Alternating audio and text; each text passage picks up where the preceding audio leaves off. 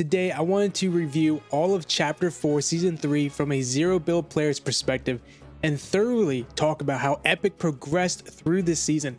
Season 3 was the slowest start we've seen from Fortnite so far in Chapter 4, but were they able to save it in the end? Hey, if you like this video, make sure you drop a like and subscribe for more Fortnite discussion videos like this, and I'll be making more content for when Season 4 drops. So June 9th comes around and we are really excited to see what new updates they had for the island. At the beginning, we had a whole new jungle biome, which had multiple levels to it, huge cliffs leading down to the biome, giant campy trees where we got on top of, and temples with environmental puzzles to get the secret loot rooms.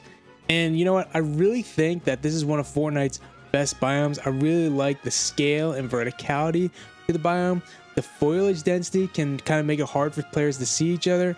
So in a competitive sense, I don't think that's great, but the biome does feel immersive, which I think that can also be fun too. We did get a new mechanic, which is the mudslide. This is great because it allows you to build up more momentum and more speed, and that just adds more fun to the game, especially when we don't even have any movement items at this point in the game either. The bomb plant, toxic plant, and the slurp plant were added, and to be honest, I really didn't use them except the slurp plant, because it's just, I never felt like the bomb plants or the toxic plants were in a location that I thought was usable for me, or I just didn't see it in the middle of a fight. So with the jungle biome, comparing it to the mega city, I like it more for some reason. I never really loved mega city. I think it's because mega city is kind of really spread out and you can't really go through all the rooms of the towers and stuff, where I think Tilted Towers is a little smaller, but you can get into every building and every space is usable. So I think that's the reason why I wasn't just a big fan of Mega City. For the weapon loot pool, we kept the Red Eye for like a week, and then it was replaced with the MK7 Alpha, and we also got the new Flapjack rifle, which I really enjoyed. I wasn't a biggest fan of the MK because I felt the recoil just wasn't allowing me to hit shots as consistently as I wanted, and honestly I felt like I was more accurate with the Flapjack rifle.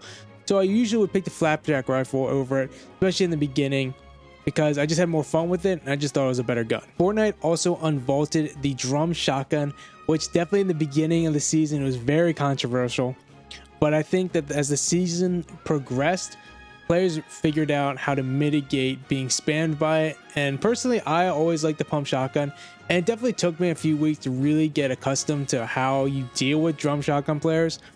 But now, for the most part, unless you're in a really bad spot where you don't have any cover and it's a 50-50, you're gonna usually win against a drum shotgun player. We got new augments like thermal vision when riding animals, and this is just a great addition to the game. I really liked the thermal vision because it made you feel like you were the predator. And when you cover yourself in mud, it makes you so that you don't glow for the person using the thermal vision, which is just a fun idea that they got from the original Predator movie. We got wasp jars, which are utilized a lot in the FNCS cups, especially in the crazy endgame when people are boxed up. I definitely saw a lot of pros using those wasp jars on other players. We also got faster shotgun reload and gaining shotgun shells while sliding. And they also updated how the bosses spawn. They added a total of 5 boss spawn locations, but only 3 would actually spawn there, which I thought was cool. The last season, we had only 3 boss spawn locations and you kind of knew exactly where the boss was, so it does add a little variability and unpredictability to every match. By June 20th, we get the cloak gauntlets and the new boss Wild Guard Relic, which I thought was probably a better boss fight than they've had in the past. The heist boss really doesn't do anything, but at least Relic, you know, he goes invisible, he teleports, and he drops his mythic MK gun and his mythic invisibility gauntlets. And this is when they introduced flare guns back in the game. You guys know what I thought about the flare guns. You know, they add them to the loot pool, and they also were as an augment, just like the previous season.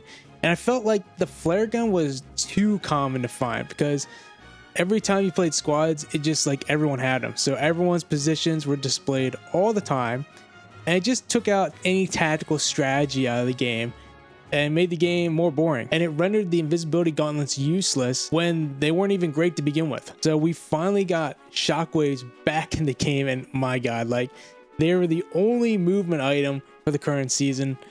And Fortnite at this point, especially before the shockwaves, feels extremely slow. On June 27th, we got the repeater rifle And this might be the most overpowered weapon in all of Chapter 4. When paired with either pump shotgun, it's easily understood why it is the meta for zero build. At close fights, you can alternate between the shotgun and the rifle seamlessly. And with the repeater rifle, you don't even have to hit the player. You just have to hit near them and you're going to do at least 32 damage if you have a gray. But also it creates explosions in the other player's face, so it kind of disorients them visually and also audibly because there's explosions going on either from their TVs or in their headphones. This instantly became the meta. Shockwaves, the repeater rifle. Is it too easy to use? Yes it is. And also with the Bloodhound perk, took it to a whole new level because now you don't even have to hit anybody. Like with the DMR, you have to hit somebody to get the wall hack perk, but now you just have to shoot near them with the splash damage or the AoE damage and you get that wall hack. And that's something I'm kind of surprised they didn't really nerf a little bit. It just seems so strong and overly strong. And the Bloodhound perk is pretty easy to come by. I feel like I cycle through that every game. By June 30th, we gained a new pump shotgun, the Sawtooth shotgun. This is a great shotgun, similar to the Havoc shotgun, but it does less upfront damage and has less damage drop off at longer ranges. So I really like the shotgun in zero build because you do get that extra range. It's great when you're using cover with it. And also you don't have to be within 10 meters of your opponent to get good damage, unlike the Havoc. So right now, I'm not really sure which one I prefer more. I usually just pick the one with the better rarity. I like both guns. I think they're both good. And at this point, Fortnite is feeling better. Game is feeling a little more fun due to the new weapons. We finally got shockwaves. At this point, I really think shockwaves should be a little easier to find because they are the only movement item. And one thing with the shockwaves, you couldn't use them on top of the canopies. Unfortunately, it didn't really interact with the trees. So that kind of still was an annoyance and why sometimes the canopies weren't the best. We got the Summer Escape event starting on July 4th. And to be honest, I don't think they did much with this update. They redecorated a part of the jungle and called it Sunspoon Lagoon, but it wasn't really an official POI because it doesn't show up on the map as like a title. So I think if someone kind of came across it, it got redecorated as more of a party summer event fun thing, but I think people would stumble upon it and just say like, oh, this is nice, but I don't think they would feel like, oh, this is a new area. And they added some summer quests that could give you back bling, a glider, a new loading screen, and meowscles. But the event just overall didn't feel like much of an event. It just didn't really feel special. And they added something that might be the most powerful healing item ever in Fortnite, which was Little Whip's Special Serve, which was an ice cream cone that was legendary, and it gave you an instant 100 shield and 100 health after eating it for 2 seconds. On July 11th, we finally got an item that replaced the Chug Splash, and that was the Slap Splash. I remember we lost the Chug Splash and the Shield Keg at the very beginning of the season. So the Slap Splash only healed for 15 health, but it did give you unlimited sprint. And then there was an exotic Slap Splash that gave you 20 health or shields. And these kind of became the best healing items in the game, except for the slurps. On July 26th, we get the Futurama update, which included Fry, Bender, and Leela. And they also added Bender's shiny metal ray gun, which, to be fair, wasn't a very strong gun. It didn't feel great, but it was interesting that they just added a completely new gun to the game that just felt different from everything we've used before. And so I really just did like that they added something like that. But then we did get my favorite gun this season, and one of my favorite guns probably ever in the game, which was the Mammoth Pistol. This gun is so fun to use. It only has one bullet, but it hits for like crazy damage and has crazy range until it got nerfed a little bit, but still is my favorite gun, even though it's a little weaker than it used to be right at launch, but it's still my go-to. I still love using it. And they even added some new augments with that gun, so they really believed in it. A pistol recycle augment, which recycled your ammo, so maybe you didn't use the shot because you're supposed to reload after every shot, and then desperate reload for pistols. When your pistol is empty, you get faster reload, so automatically that gun's always going to be empty, so that's going to help it. And then they also got scoped salvo, which was increased weapon damage, not for the Mammoth Pistol, but anything using a red dot or a scoped rifle, so it really helps the MK and the thermal DMR. It finally happened. August 1st. We finally get another movement item, the grapple glove. And this just felt great. Felt great in the jungle biome, and it was meant to be. And grappling through the jungle and using the giant campies to get around made traversal through the biome way easier. And you know what? Adding that with the shockwaves, now you're finding movement items pretty much every match. That's great. That's what we want.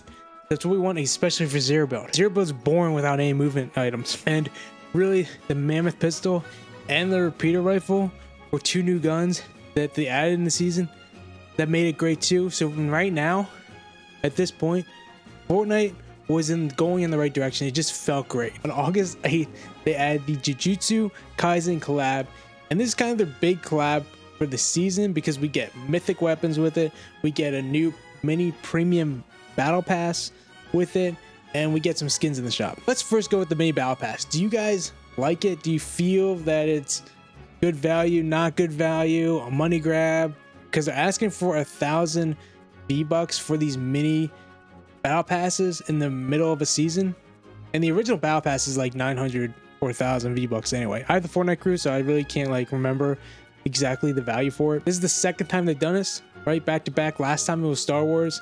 I mean, Star Wars is a huge franchise. It makes sense.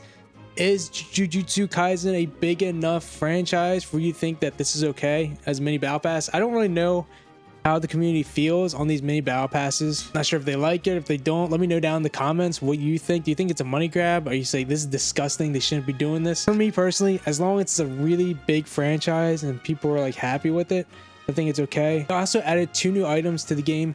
The Hollow Technique Purple Mythic Weapon, which is a giant purple ball similar to the Deku Smash, but this time instead of like going straight and flying, it kind of stays low to the ground, right? And so it's kind of like more like a bowling ball that explodes. And so like if someone's in a house, it kind of just decimates the house completely. So I think it's a really fun item to use. We also have the Straw Doll Mythic Weapon. This shoots nails that explode, and their AoE damage is 50, and you get an extra 20 for hitting your opponents. This weapon gets 3 charges, but is also rechargeable, so you don't really have ammo for it. And I think if the repeater rifle wasn't in the game, I think this weapon would feel a little more unique and special. But because we have the repeater rifle, it doesn't feel that great, because I think the repeater rifle is kind of better than it in every single way, because you get 5 shots with the repeater rifle. It does 32 to 40 AoE damage, but on hits it does another 40 damage. So I really think that the repeater rifle is probably better than it, but I still wanted to use the Straw Doll technique just because I thought it was fun. It's a fun like seasonal item. August 15th, we get the Dragon Breath Shotgun and Dragon Breath Sniper, not in our loot pool, but in the Fire Armory Augment. So I think that it was a good addition because we get another sniper in the game. We don't have a sniper, or I guess we didn't have a sniper for the entire season. So getting a sniper in there that I think is a one-hit headshot, but it also does a lot of fire damage too, so you can kind of light the grass on fire or light structures on fire, which can be very useful, especially if people are hiding in bushes and whatnot. With the Dragon Breath Shotgun, not very good. It only gets 1 shot because it shoots all 4 shots at the same time, and the reload's really long.